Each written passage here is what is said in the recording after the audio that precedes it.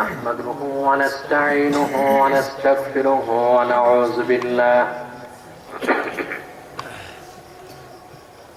ونعوذ بالله من شرور أنفسنا ومن سيئات أعمالنا من يهده الله فلا مضل له ومن يضلله فلا هادي له ونشهد أن لا إله إلا الله الحي القيوم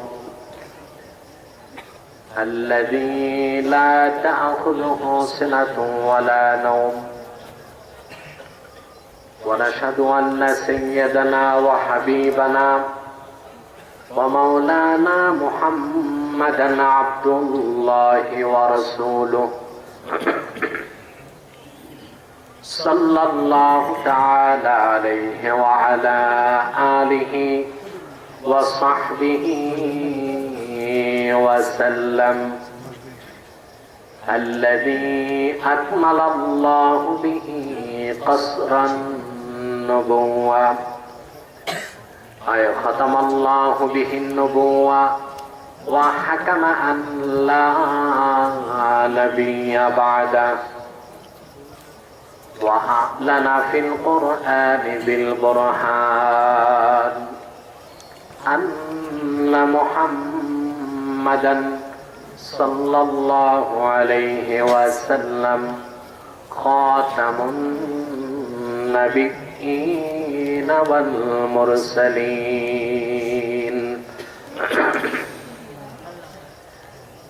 الذي أرسله بالحق بشيرا ونذيرا وداعيا إلى الله بإذنه وسراجا منيرا فقد قال الله تعالى في كلامه المجيد والفرقان الحميد أعوذ بالله من الشيطان الرجيم بسم الله الرحمن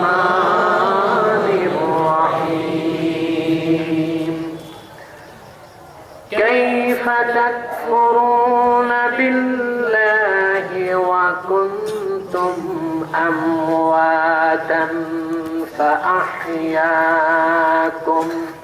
ثم يميتكم ثم يحييكم ثم إليه ترجعون صدق الله العظيم وصدق رسوله النبي الكريم ونحن على ذلك من الشاهدين والشاكرين والحمد لله رب العالمين إن الله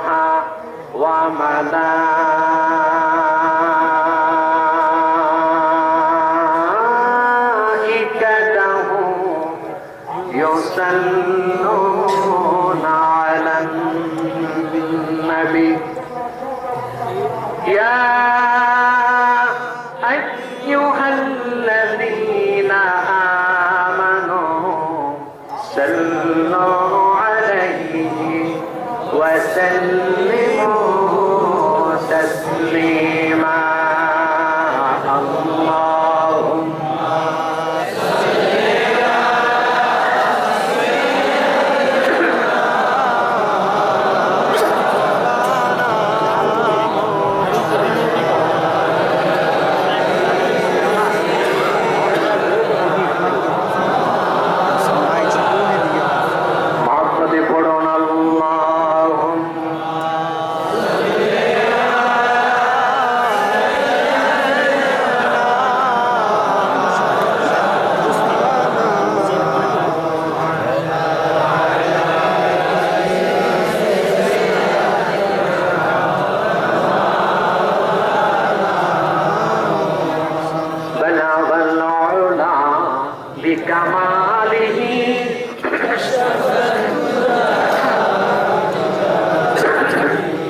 حسنت جميع خصاله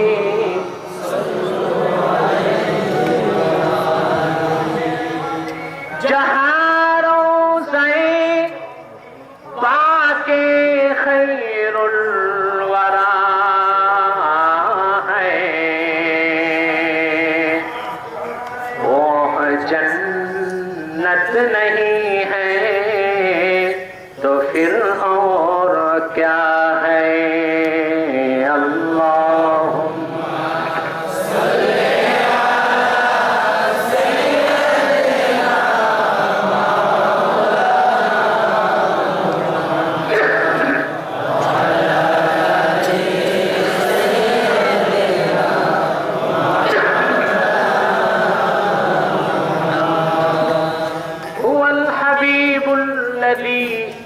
तुरजा शफाअतुहु लिकुल्लि हौलिन मिनल अहवालि मुक़तहिमी। अल्लाहुम्मा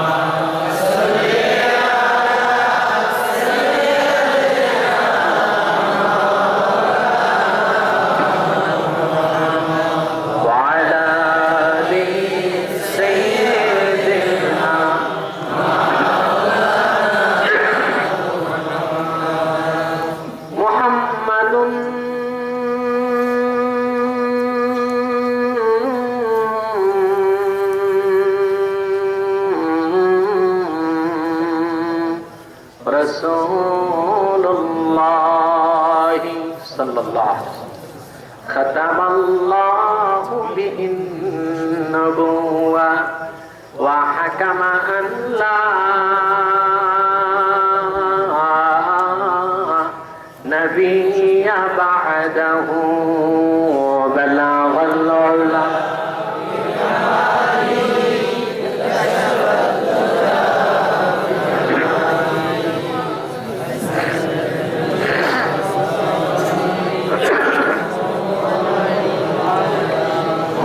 जिक्र করুন লা ইলাহা ইল্লাল্লাহ লা ইলাহা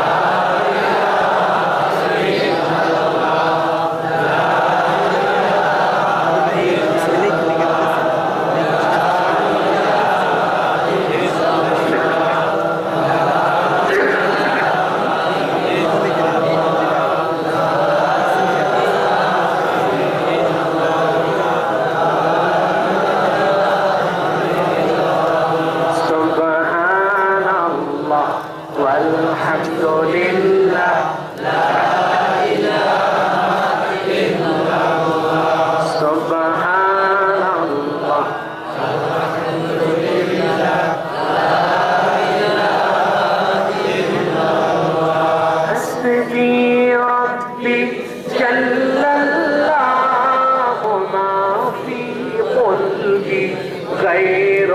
লা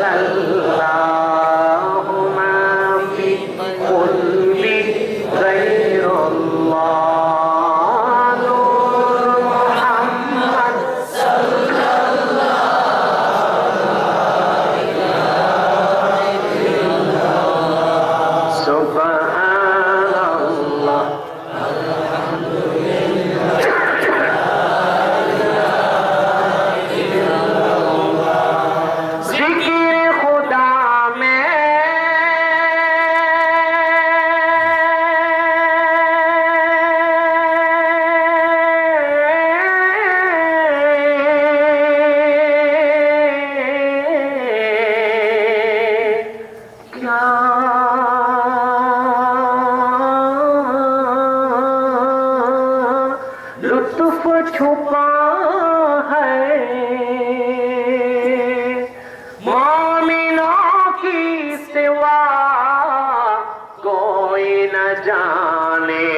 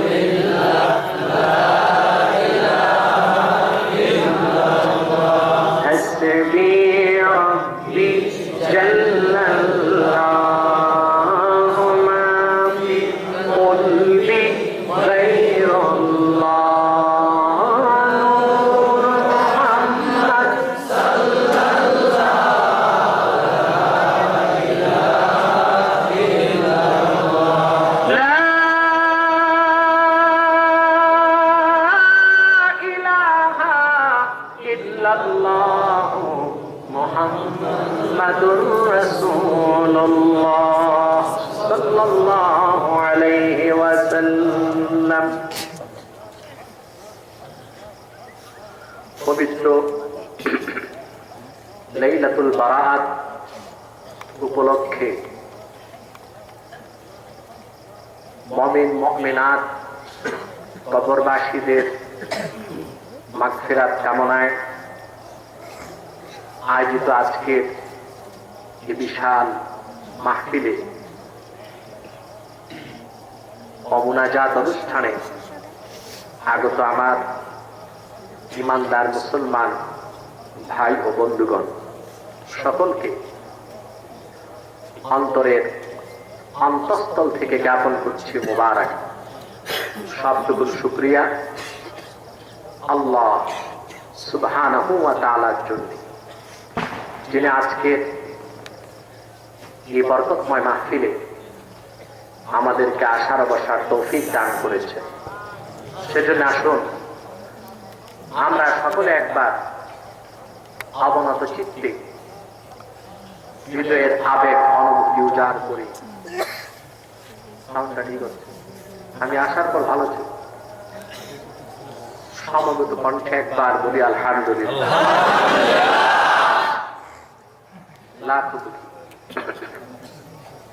তার চেয়ে অনেক অনেক অনেক বেশি দরুদ ও সালাম আল্লাহর সৃষ্টির প্রধান আকর্ষণ, বিশ্ব সভার সভাপতি, সমস্ত নবী রাসূলগণের মাথার মুকুট, শামসুল হিদায়াত, বদরুদ্দুজা, সাইয়্যিদুস সাকালাইন, ইমামুল মুরসালিন, খাতামুন নবিয়্যিন ওয়াল মুরসালিন, আফতাবে নবুওয়াত, শাহনশাহে রিসালাত, সরকারে দো জাহান, সুলতানুল মদিনা, হুজুরে আকরাম, নূরে মুজাসসাম, নূরুন আলা নূর, সাইয়্যিদিনা হাবিবিনা শফিঈনা মাওলানা মুহাম্মদ সাল্লাল্লাহু আলাইহি ওয়া আলিহি ওয়া সাহবিহি ওয়া সাল্লামের উপর আল্লাহ পাক যাকে আজ থেকে ১,৫০০ বছর আগে সর্বশ্রেষ্ঠ ও সর্বশেষ নবী ও রাসূল হিসেবে প্রেরণ করেছেন, যার পরে আজ পর্যন্ত পৃথিবীতে অবশ্যই কোন প্রকার নবী কিংবা রাসূল অবশ্যই আসে নাই, অবশ্যই এখনো নাই, অবশ্যই কিয়ামত পর্যন্ত আসবে না। সম্মানিত সুধী, আজকের রাত বরকতের রাত, আজকের রাত জাহান্নাম থেকে মুক্তির রাত, আজকের রাত ভাগ্য নির্ধারণের রাত, আজকের রাত পাপ পাপ পঙ্কিলতা পাপাচার কলুষিত জীবন পরিহার করে আল্লাহর কাছে আত্মোৎসর্গকারী হিসেবে নিজকে প্রতিষ্ঠার রাত। সেজন্য এই রাত এত বরকতময় রাত, লাইলাতুল বারাত। অবশ্য লাইলাতুল বারাতের বিপক্ষে, শব বরাতের বিপক্ষে দেশময় বহুত ফতুয়াবাজি হচ্ছে। বিভিন্ন টিভি চ্যানেলগুলোতে ভাড়াটিয়া কিছু টেলিমৌলবী তারা শব বরাতের অস্তিত্বকে অস্বীকার করছে, অথচ এটা হাদিস, তাফসীর এবং সাহাবায়ে কেরামের আমল, ইজমায়ে উম্মত দিয়ে স্বীকৃত একটি তাৎপর্যময় রাত, ইবাদতের রাত, মুক্তির রাত। সুবহানাল্লাহ। কেউ কেউ বলেন যে শব বরাত বলতে কিছু নাই। কেউ বলেন শব বরাত আছে, একা একা নামাজ রোজা করলেই হয়, ওয়াজ মাহফিলের দরকার। সাবধান, কোন মূর্খ মানুষের ফতোয়া দিবেন না। দাড়ি যত লম্বা থাক, কুর্তা যত লম্বা থাক, বুঝলেন ভাই? কোন জাহেলের ফতোয়া নিবেন না, এটা জায়েজ নাই, হারাম। আর মূর্খ জাহেল ব্যক্তির ফতোয়া দেওয়াও শরীয়তে নিষেধ। পরিষ্কার হানাফি মাযহাবের শ্রেষ্ঠ ফিকহের কিতাব ফতোয়া আলমগীরিতে লেখা আছে, লা ইয়াজুজু লি আওয়ামিন নাসি আন ইয়াকমুরাল কাযিয়া আওয়াল মুফতিয়া আও আলেমা।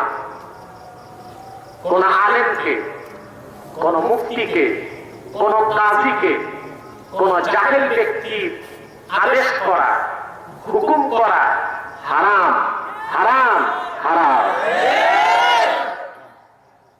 কিন্তু আজকাল দেখা যাচ্ছে যত কমিটি বলেন, মসজিদ কমিটি বলেন, মাদ্রাসা কমিটি বলেন, আর ওয়াজ কমিটি বলেন, কমিটিতে মূর্খ লোকের সংখ্যাই তো বেশি। তারা আলেমদের উপর মাতবরি করার সাহস দেখায়। জনগণ, এই মূর্খ মানুষকে ফতোয়া দেওয়ার মতো চরম ভয়ঙ্কর কাজ থেকে সমাজকে রক্ষা করার দায়িত্ব আপনাদের যুব সমাজের। একটা লোক পীরের মুরিদ হতে পারে, তবলিগে যে 7 টানা 14 চিল্লা লাগায়, দাড়ি 18 ইঞ্চি লম্বা হোক, পাগড়ি যত লম্বা থাক, সে আলেম হতে পারে না। আলেম হতে মাদ্রাসায় পড়তে হয়, ঠিক কিনা? কখনো জাহেলের ফতোয়া মেনে নিবেন না। ফতোয়ার ক্ষেত্রে প্রথম প্রায়োরিটি পাবে আলেম। কে পাবে? জোরে বলেন, কে পাবে? অথবা মূর্খরা বলে শব বরাতে নামাজ রোজা করলেই তো হয়, ওয়াজ নসিহতের কি দরকার? কোরআন হাদিস বলাও ইবাদত, শোনাও ইবাদত, ঠিক কিনা? কেমন ইবাদত? সুবহানাল্লাহ। ফরজ ওয়াজিবের পর সবচেয়ে বেশি আল্লাহ নফল যে ইবাদতে খুশি হন, সেটা হচ্ছে আল্লাহর কোরআনের জিকির। সুবহানাল্লাহ। কথা বলেন না? জি।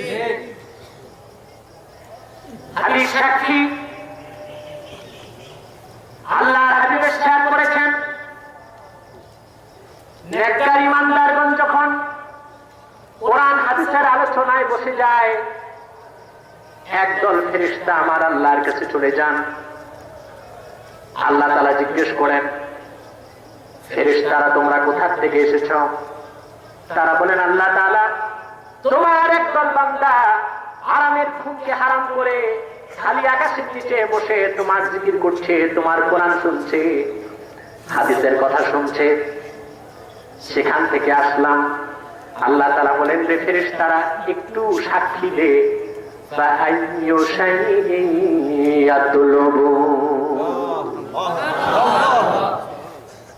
আমার এই কাঙ্গাল বান্দাগুলো আমার কাছে কি চায়?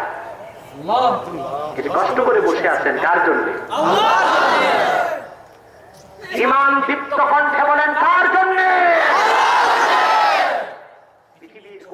প্রশাসন এখানে আনতে পারত? যদি কোনো এটা মাহফিল ছাড়া কোনো সমাবেশ হতো, এক প্লেট গরম বিরিয়ানি নগদ 100 টাকাও দিত, বসতেন? ওই রকম 2-4-10 জন লোক পাওয়া যেত, এই হাজার হাজার মানুষকে বসতেন? কার জন্য এসেছেন?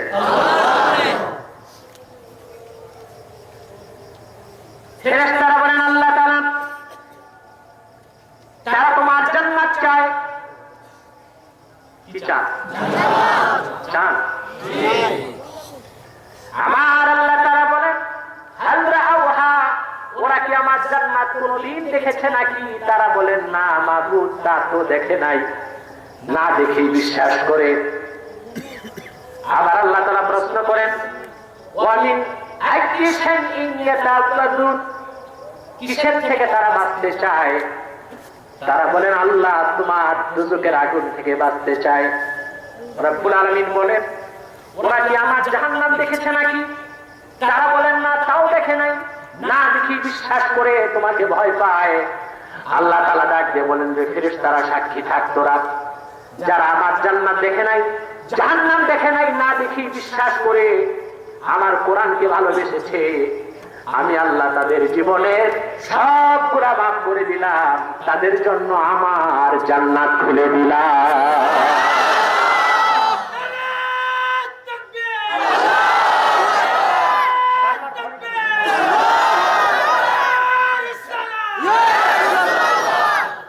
আমরা সেই জান্নাতের প্রত্যাশায় এসেছি দোজখ থেকে বাঁচার জন্য। মুসলমান, কবরস্থান আমাদের পাশে। রাসূল করিম সাল্লাল্লাহু আলাইহি সাল্লাম সাহাবায়ে কেরামকে কবর জিয়ারত করতে বলেছেন। কেন? কারণ হাদিসে এসেছে লিআন্নাহা তুযাক্কিরুকুমুল মাউতা, কারণ কবর জিয়ারত তোমাদেরকে মৃত্যুর কথা মনে করিয়ে দিবে। সুবহানাল্লাহ বলেন। সুবহানাল্লাহ। এমন কোন পাষাণ হৃদয়ের মুসলমান নাই কবরের পাশে দাঁড়াবে কিন্তু তার মনটা নরম হবে না। হবে? জোরে বলেন। আমি আমাদের মৃত্যুর উপর আর পরকালে আল্লাহর সামনে দাঁড়াবার ব্যাপারে কিছু কথা আপনাদের সামনে তুলে ধরছি। আমার সঙ্গে আপনারাও তিলাওয়াত করুন, যেন প্রতিটি অক্ষরের নূর আমাদের সিনায় প্রথিত হয়ে যায়। আউযু বিল্লাহি মিনাশ শাইতানির রাজীম। বিসমিল্লাহির রাহমানির রাহিম। কাইফা তাকফুরুনা বিল্লাহি ওয়া কুনতুম আমওয়াতান فأحياكم ثم يميتكم ثم يحييكم ثم إليه ترجعون صدق الله العظيم قرون صدق الله العظيم وصدق رسوله النبي الكريم ونحن على ذلك من الشاهدين والشاكرين والحمد لله رب العالمين। আল্লাহ তাআলা কোরআন কারীমে ইরশাদ করেছেন কাইফা তাকফুরুনা বিল্লাহ, কেমন করে তোমরা আল্লাহকে অস্বীকার করো। কুনতুম আমওয়াতান ফাহিয়াকুম, তোমরা ছিলে মৃত, আল্লাহ তোমাদেরকে জীবন দান করেছে। সুবহানাল্লাহ। সুম্মা ইউমীতুকুম, অতঃপর আবার আল্লাহ তোমাদেরকে মৃত্যু দিবেন। সুম্মা ইউহয়ীকুম, আবার তোমাদেরকে জীবন দিবেন। সুম্মা ইলাইহি তুরজাউন, অতঃপর সব তোমরা দলবদ্ধভাবে আল্লাহর কাছে প্রত্যাবর্তন করবে। বলেন সুবহানাল্লাহ। একটি আয়াতে আল্লাহ তাআলা ইহকালের জীবনের কথা বললেন। ইহকালের আগে আমরা ছিলাম আলামে আরওয়াহ, আলামে আরওয়ার কথা বললেন, আলামে আসবাবের কথা বললেন, আলামে বারজাখের কথা বললেন, আলামে আখিরাতের কথা বললেন। সুবহানাল্লাহ। এই আয়াতের ব্যাখ্যায় আল্লামা তাবারানী তাফসীরটা আল্লামা তাবারি তাফসীর তাবারিতে লেখেন, দাল্লাত হাযিহি আয়াতু আন্না লিকুল্লি নাফসিন হায়াতান ওয়া মাউতাতান। এই আয়াত স্পষ্ট কথা দলিল দিচ্ছে প্রত্যেকটি মানুষের জীবনে দুটি মৃত্যু আর দুটি জীবন। সুবহানাল্লাহ। ঠিক না? আল্লাহ সে কথাটি বললেন, কুনতুম আমওয়াতান, তোমরা ছিলে মৃত, ফাহইয়াকুম, আল্লাহ তোমাদেরকে জীবন দিয়েছেন। আমাদের জীবন কে দিয়েছেন? আমরা ছিলাম কি মৃত। কথাটা ব্যাখ্যা না করলে বুঝবেন না। কথা বুঝতেছেন? পৃথিবীতে আছেন, পৃথিবীতে আপনার অস্তিত্ব লাভ করার আগে আপনি ছিলেন কোথায়? আপনার কোন নাম নিশানা ছিল? স্পষ্ট স্পষ্ট। আপনার কোন নাম নিশানা ছিল? নামগন্ধ, বর্ণ, বংশ? অর্থাৎ মনে করুন যার বয়স 50, আপনার 51 বছর আগে আপনি কি ছিলেন? পৃথিবীতে ছিলেন? কোন নাম ছিল আপনার? চৌধুরী, পাটোয়ারি, ভুইয়া, চ্যাটার্জি, ব্যানার্জি? আপনার একটাই নাম ছিল, কিছুই না। ঠিক না? নাম ছিল কি? একটাই, কিছুই না। ঠিক না? আল্লাহ তাআলা সে কথা কোরআনে বলেন, হাল আতা আলাল ইনসানি হিনুম মিনাদ দাহরি লাম ইয়াকুন শাইআম মাযকুরা। মানুষের জীবনে কি এমন একটি মুহূর্ত আসে নাই যখন মানুষটার কোনো দেহ ছিল না, বর্ণ ছিল না, বংশ ছিল না, উল্লেখযোগ্য কিছুই ছিল না, তার কোনো নামও ছিল না? এমন একটা সময় ছিল কিনা? ছিল কিনা? আপনি ছিলেন মৃত, রূহটা ছিল আত্মার জগতে, আর দেহটা ছিল জোরে বলেন মাটিতে। কোথায়? মাটি। জীবিত না মৃত? মৃত। এই মাটি থেকে আল্লাহ আপনাকে সৃষ্টি করেছে। ঠিক কিনা? তার মানে বাবা মা মাটি খাইছে? পিছনের ভাইরা কথা বুঝতেছেন? জোরে বলেন। যারা দাঁড়িয়ে আছেন আল্লাহর রাস্তায় বসেন। যদি আমিও পারতাম নিচে বসলে চলে, নিজেও নিচে বসতাম, না পারতে উপরে বসছি।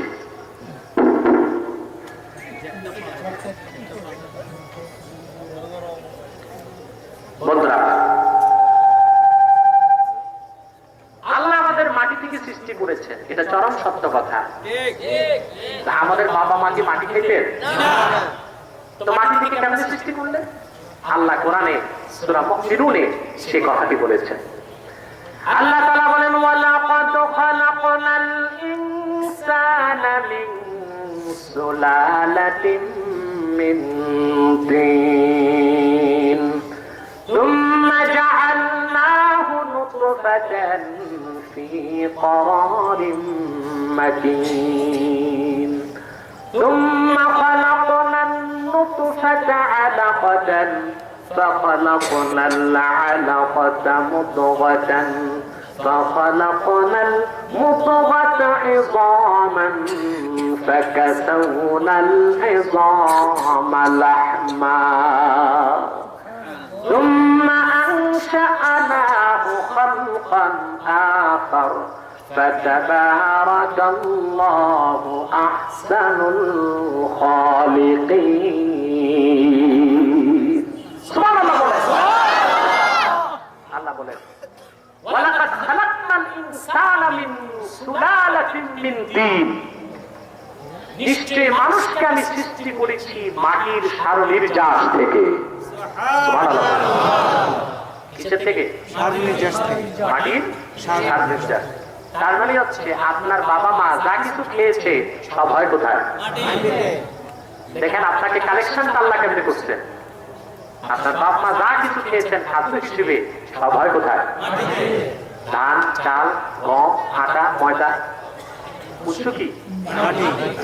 মাটি।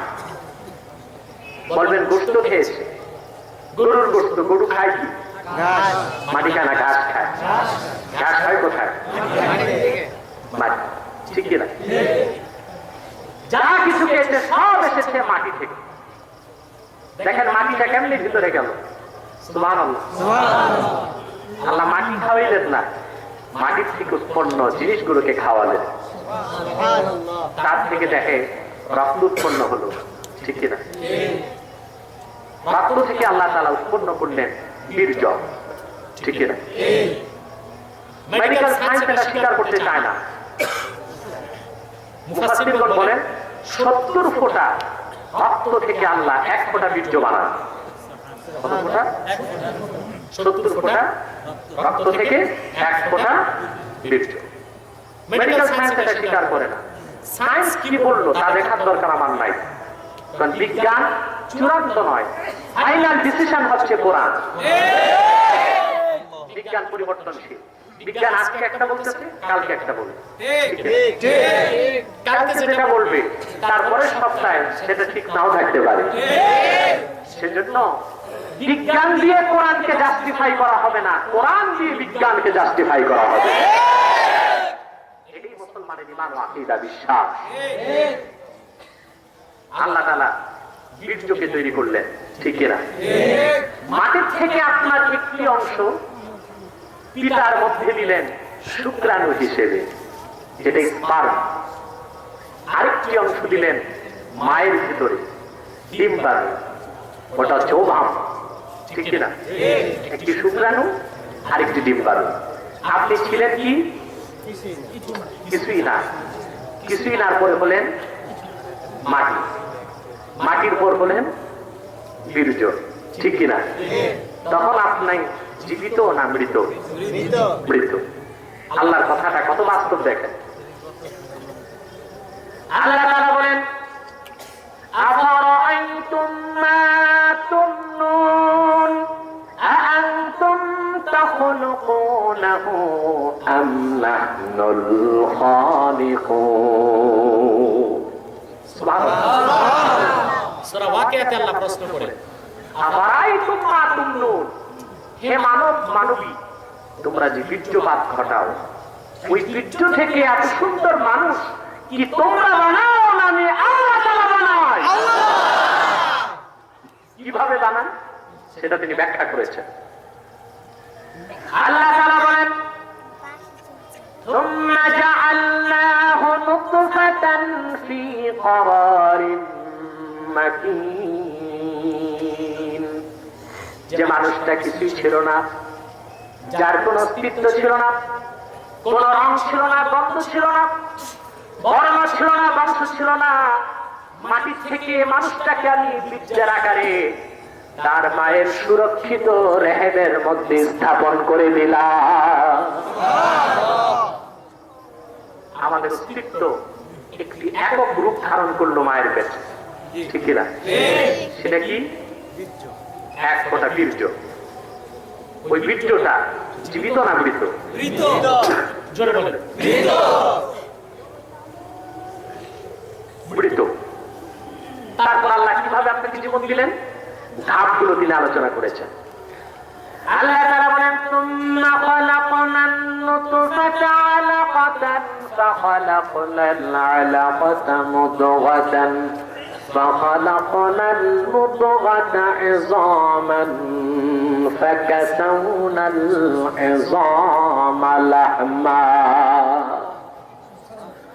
আল্লাহ তাআলা বলেন অতঃপর এই বীর্যের খুঁটাকে আমি আল্লাহ তাআলা রক্তপিণ্ড বানালাম। সুবহানাল্লাহ বলবেন না? 40 দিন পর এই রক্তের পিণ্ডকে আমি গোশতের পিণ্ডে পরিণত করলাম। আরো 40 দিন পর তার ভিতরে আমি আল্লাহ হাড় হাড্ডি তৈরি করলাম।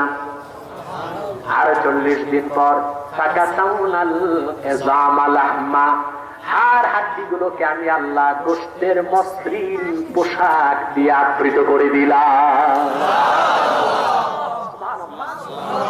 তারপর রূহ তার ভিতর দিয়ে দিলাম। অস্তিত্বহীনকে অস্তিত্ব দিয়ে, মৃত নির্জীবকে আমি আল্লাহ রূহ ফুৎকার করে জীবন্ত করে দিলাম মায়ের পেটে। সুবহানাল্লাহ। যেখানে যা দরকার তা দিলাম, নাক, চক্ষু, কান। সুবহানাল্লাহ। মানুষটাকে তিনি বিউটিফিকেশন, সৌন্দর্যের ক্ষেত্রে কত নিপুণ ভাবে সাজিয়েছেন, মানুষটাকে ডেকোরেশন করেছেন, বিউটিফিকেশনের কাজটা কত সূক্ষ্ম ভাবে করেছেন। সুবহানাল্লাহ। পাহাড়ের মতো উঁচু কপাল। সুবহানাল্লাহ। নির্জীব নির্জন বনের মতো মাথার চুল, সাগরের মতো টলমলময় দুটো চক্ষু। সুবহানাল্লাহ। সুবহানাল্লাহ। দেহটাকে সোজা, হাড্ডির স্ট্রাকচার দিয়ে বডিটাকে তৈরি করলেন। সুবহানাল্লাহ। বিভিন্ন জায়গায় জোড়া দিলেন। শুধু মাথাটাকে 54টা টুকরায় ভাগ করেছেন তিনি। প্রতিটি টুকরাকে সূক্ষ্ম তন্তু সুতা দিয়া সেলাই করে রাখছে।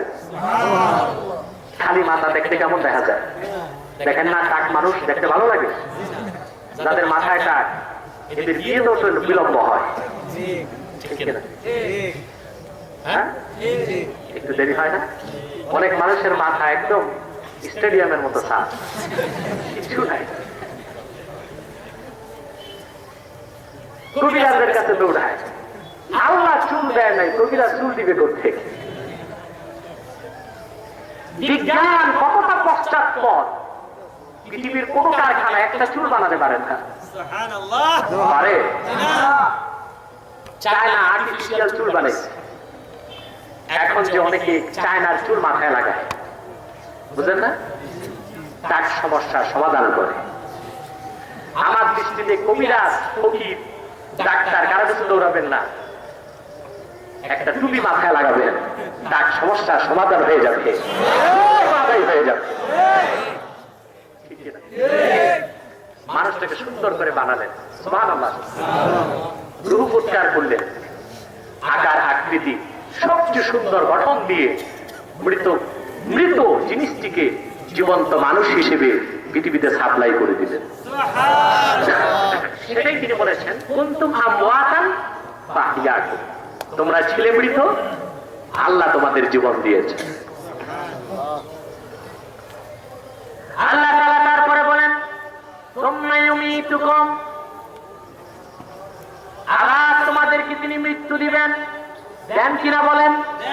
জোরে বলেন। বাঁচা যায় মৃত্যু থেকে? বন্ধুরা, কি বাস্তব মৃত্যু! পৃথিবীতে আসার সময় সিরিয়াল আছে, ঠিক কিনা? দাদা, দাদার পরে বাবা, বাবার পরে নাতি। যাওয়ার সময় কথা বলে কোনো সিরিয়াল নাই। আসার সময় সিরিয়াল আছে, দাদা, তারপরে বাবা, তারপরে নাতি। কিন্তু মৃত্যুর সময় আল্লাহর যখন মৃত্যুর বর্ণনা দিয়ে ডাকবেন, সেটার কোন সিরিয়াল নাই। দাদার আগে নাতিকে তিনি সমন জারি করতে পারেন, ঠিক কিনা? পিতার আগে পুত্রকে তিনি সমন জারি করে ডাকতে পারেন। মৃত্যু এমন এক অনিবার্য সত্য, এটা থেকে পালাবারও কোনো পথ নাই। পথ আছে? আল্লাহ তাআলা মৃত্যুর সেই অমর সত্য কথাটির উল্লেখ করে বলেন, কুল ইন্নাল মাউতাল্লাযী তাফিররুনা মিনহু ফাইন্নাহু মুলাকীকুম। মুহাম্মদ সাল্লাল্লাহু আলাইহি ওয়াসাল্লাম, আপনি মানব জাতিকে বলে দেন, নিশ্চয়ই যে মৃত্যু থেকে সদা তোমরা পলায়ন পালাচ্ছ, জেনে রেখো নির্ধারিত সময়ে সেই চিরসত্য মৃত্যু তোমাদেরকে তার শীতল হাত দিয়ে পাকড়াও করবে। এর থেকে বাঁচার কোনো পথ নাই। যে কোনো সময় আল্লাহর পক্ষ থেকে মৃত্যুর পরোয়ানা আপনার কাছে চলে আসতে পারে, ঠিক না বলে? মৃত্যুটা হয় কারো ঈমানের সাথে, কারো কুফরির সাথে, ঠিক না বলে? তারপর আপনাদের স্থান হয় কবরে। কোথায়? এতক্ষণে আসলাম কবরে। ছিলেন মৃত, চিন্তা করছেন কে? আবার মৃত্যু দেন কে? যেন বলেন, মানুষকে কবরে দাফন করা হয়। তার লোকটি ছিল আলামে আরওয়াহ, রূহের জগতে। তারপর আসতো আলামে আসবাব, বস্তু জগতে, এবার চলে গেল আলামে বারজাক, কবরের জীবনে। এমন এক জগৎ কবর, ওখানে যে কি হয় আল্লাহ ছাড়া কেউ জানে না। মারাত্মক একটি জায়গা। হাদিস সাক্ষী, মানুষকে যখন কবরে দাফন করা হয়, দাফন করার পর 40 কদম দূরে যাবার আগে আল্লাহর পক্ষ থেকে 2 জন ফেরেশতা চলে আসে কবরে। মুনকার আর নাকির। হাদিসে এসেছে মানুষটাকে শোয়ার থেকে বসায় দেয়। মুহাদ্দিসগণ বলেছেন, কেউ বলেছেন রুহু আসে, রুহু, কেউ বলেছেন যে না, রুহের জায়গায় থাকে। সুয়াল জবাবের সময় রুহের সাথে দেহের আল্লাহ কানেকশন করে দেন। সুবহানাল্লাহ। এটা বাস্তব না অবাস্তব? সাথে আয়াত নাসাফির প্রসিদ্ধ ব্যাখ্যা গ্রন্থ নিদ্রাসের মধ্যে আল্লামা আব্দুল আজিজ ফারগানি রাহমাতুল্লাহ উদাহরণ দিয়েছেন, যেমন সূর্যটা পৃথিবী থেকে প্রায় 15 কোটি কিলোমিটার দূরে, ঠিক কিনা? 15 কোটি কিলোমিটার নিচে হচ্ছে মাটি। কোথায় সূর্য? সেই সূর্যের আলোতে সুবহানাল্লাহ মাটির নিচের বীজ অঙ্কুরোদ্গম হয়ে চারা বের হয়ে গাছ হয়ে যায়। সূর্যের সাথে মাটির যদি সম্পর্ক থাকতে পারে, আল্লাহ তাআলা রূহের সাথে রূহকে রূহের জায়গায় রেখে, দেহকে দেহের জায়গায় রেখে এই সম্পর্ক করে দেওয়ার ক্ষমতা রাখে। তবে আমার কাছে আধুনিক একটি উদাহরণ আছে। আপনারা জানেন মঙ্গল গ্রহে বিজ্ঞানীগণ নাসা মনুষ্যবিহীন রকেট পাঠিয়েছে, জানেন এটা? জি। কথা বলেন। জি। পৃথিবী থেকে মঙ্গলের গড় দূরত্ব 27 কোটি কিলোমিটার। মহাকাশ গবেষণাগার নাসা থেকে remote control computerised rocket America থেকে উৎক্ষিপ্ত হলো আর 27 কোটি কিলোমিটার দূর মঙ্গলে যে নামলো। বিজ্ঞানীগণ কম্পিউটারের স্ক্রিনে আমেরিকাতে বসে মঙ্গলের দৃশ্য দেখতে লাগলো। মঙ্গলের রকেটটি চলতে চলতে রকেট থেকে রোবট নামলো। রোবটকে তারা এখানে কম্পিউটারের কিবোর্ড চেপে রোবটের হাত চালাতে লাগলো। রোবট সেখানে মাটি খুঁড়তে লাগলো। মানুষ হচ্ছে পৃথিবীতে, রোবট হচ্ছে মঙ্গলে। সেখানে মানুষ নাই।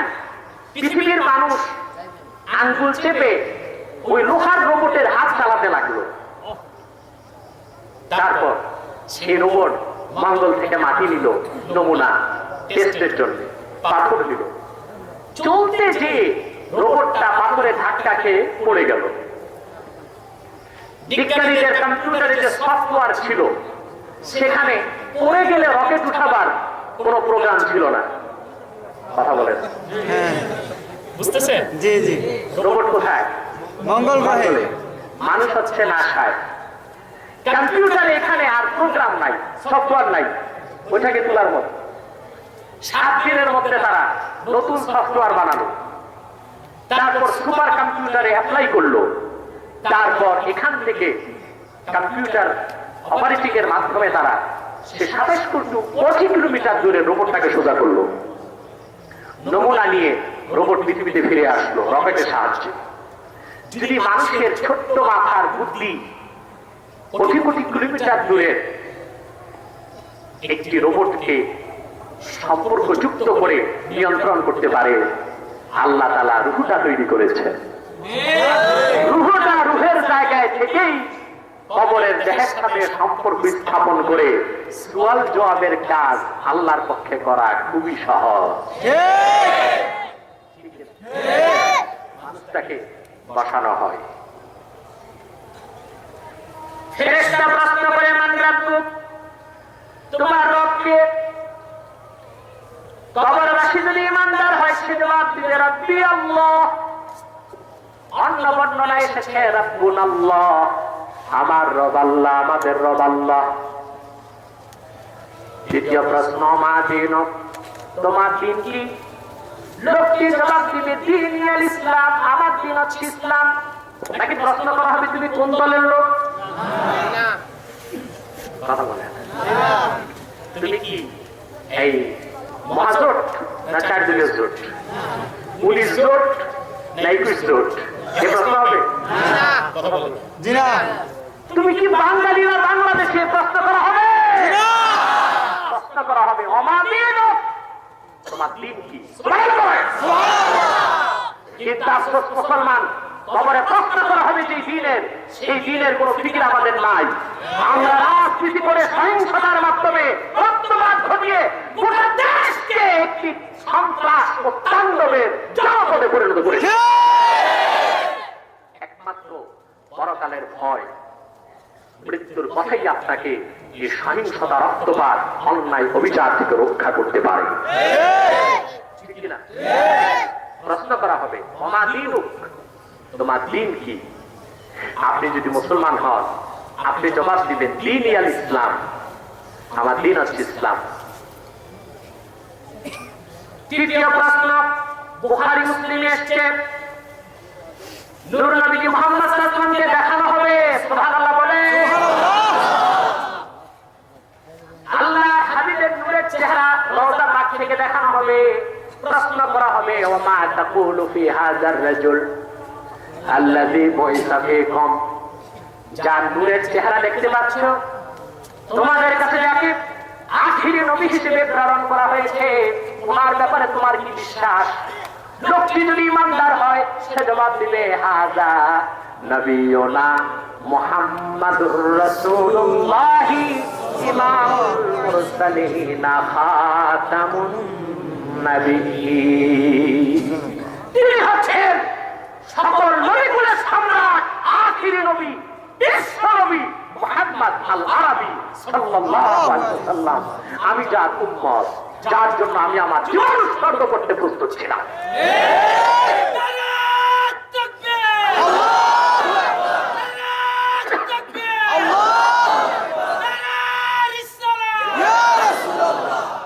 আপনার জবাব সঠিক হয়ে গেল।